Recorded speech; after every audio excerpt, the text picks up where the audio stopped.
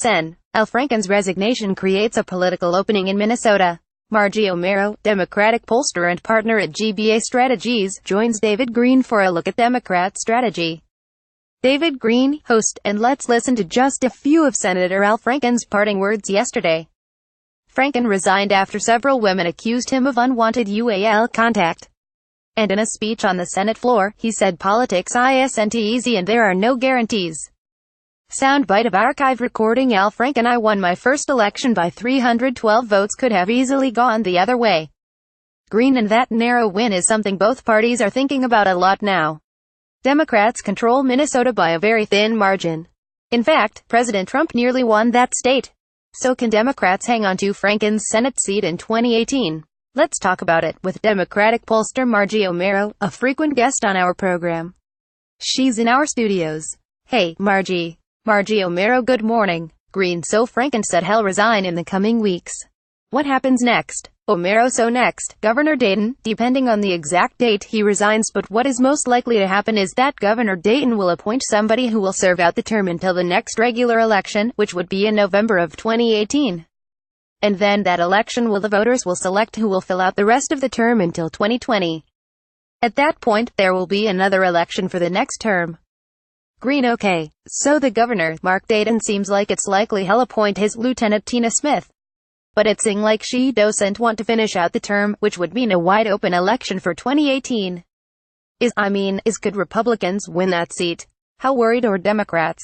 Omero: so Minnesota is one of those battleground states that has been called part of the blue wall, right? Which includes Wisconsin, Michigan, Pennsylvania, parts of upstate New York, if it was its own state. And a lot of those areas despite being Democratic for a while, went to Trump. Minnesota was one of those states that did not go to Trump. But the margin by which Clinton won it was a lot narrower than Obama's victory over Romney, where he won the state by 8 points. And then Clinton won it by basically 1 point.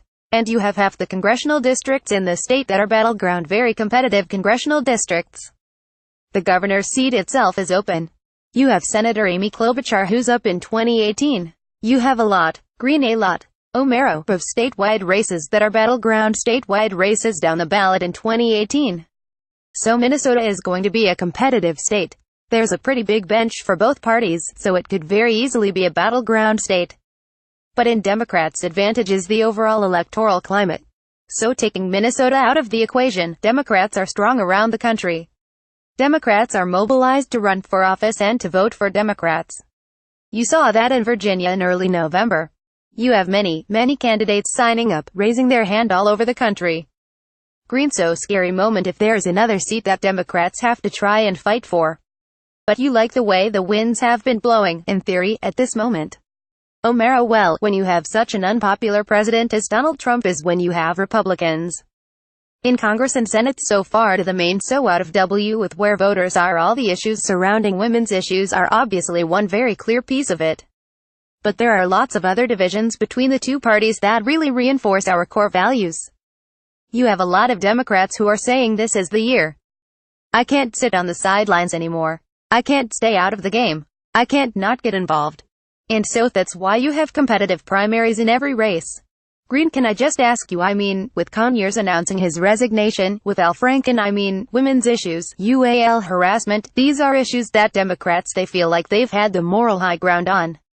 Have they ceded that this week in some ways and through all this? Omero: absolutely not. Look, it's a sad day for Senator Franken to resign. That makes Democrats sad. And the reason it's sad is not because of the calculation of competitive seats, but because Franken was an advocate for women's equality in a variety of other capacities in his life. What you see for Republicans is that you have a lot of these folks, these admitted abusers, who are also not advocates for women's equality in any other part of their life. And you have Republican Party establishment who say, we're going to ignore these abuses not because we care about women's equality, but because we care more about tax cuts for the wealthy. Greene: Margie Omero is a Democratic pollster and a partner at GBA Strategies. Margie: thanks as always. Omero: thank you. Copyright 2017 Nepalese rupees. All rights reserved. Visit our website Terms of Use and Permissions pages at www.npr.org for further information. NPR transcripts are created on a rush deadline by Verbatim, Inc., an NPR contractor, and produced using a proprietary transcription process developed with NPR. This text may not be in its final form and may be updated or revised in the future. Accuracy and availability may vary. The authoritative record of NPR's programming is the audio record.